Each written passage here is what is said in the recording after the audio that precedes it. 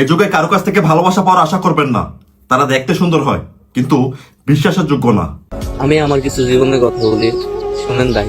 এই যে ভালোবাসি ভালোবাসি বলেন না, এই ভালোবাসি ভালোবাসি এগুলো কোনো ভালোবাসাই না। এই ভালোবাসা এগুলো যা মুখে মানায়, বাস্তবে কোনোদিনও পূরণ হয় না। আমি একটা মেয়ের অনেক ভালোবাসতাম, মানে ভালোবাসতাম না। আমাদের যখন সর্বপ্রথম কথা হয় তখন তার নাম জানি না, তার বাসা কই জানি না, সে থাকে কই ওইটাও জানতাম না। আস্তে আস্তে আমাদের কথা হইতে হইতে হইতে হইতে একটা সময় আমরা মানে এরকম মায়া জড়িয়ে যাই, আমি তার সাথে থাকতেই পারতাম না।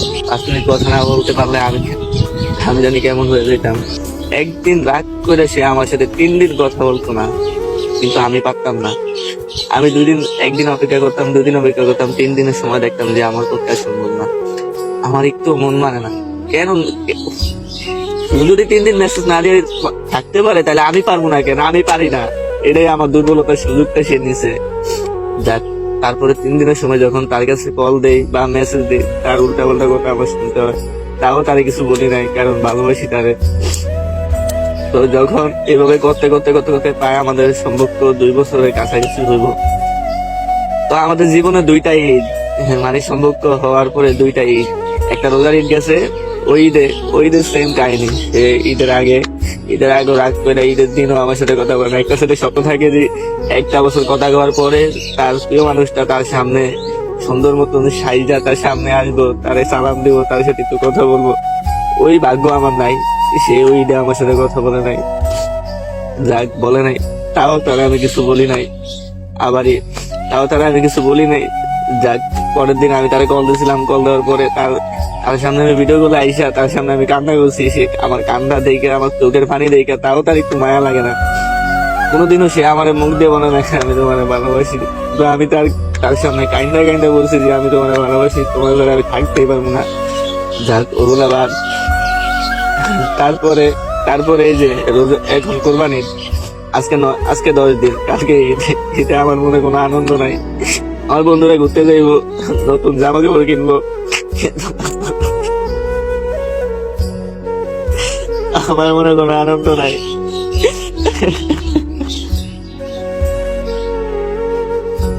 সেই তো আমার সাথে সেম কাহিনী করছে।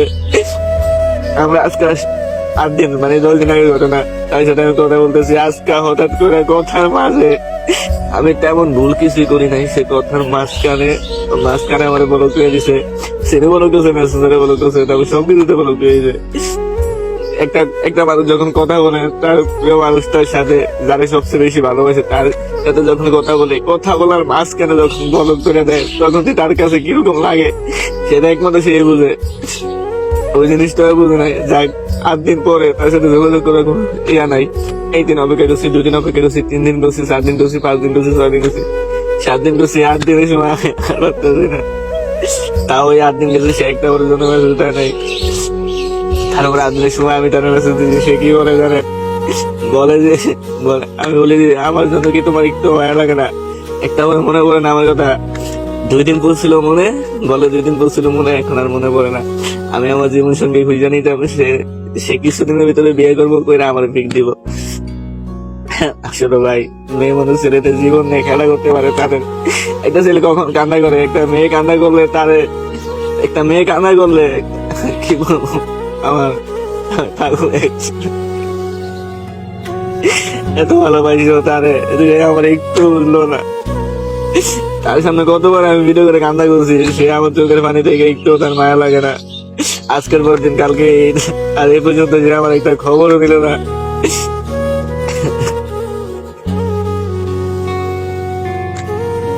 তার সাথে যোগাযোগ করার কোনো ইচ্ছা আমার নাই।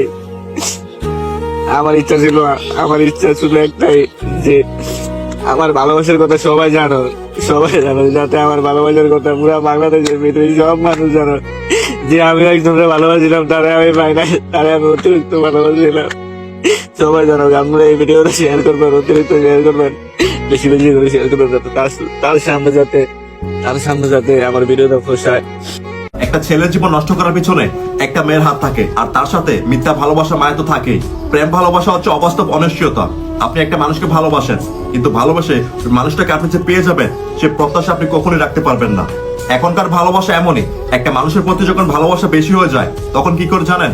অপর মানুষটা ভালোবাসার পরিবর্তে অবলাটা সব থেকে বেশি করে। তাই বেঈমানদের কাছ থেকে দূরে থাকুন, নিজেকে ভালো রাখুন।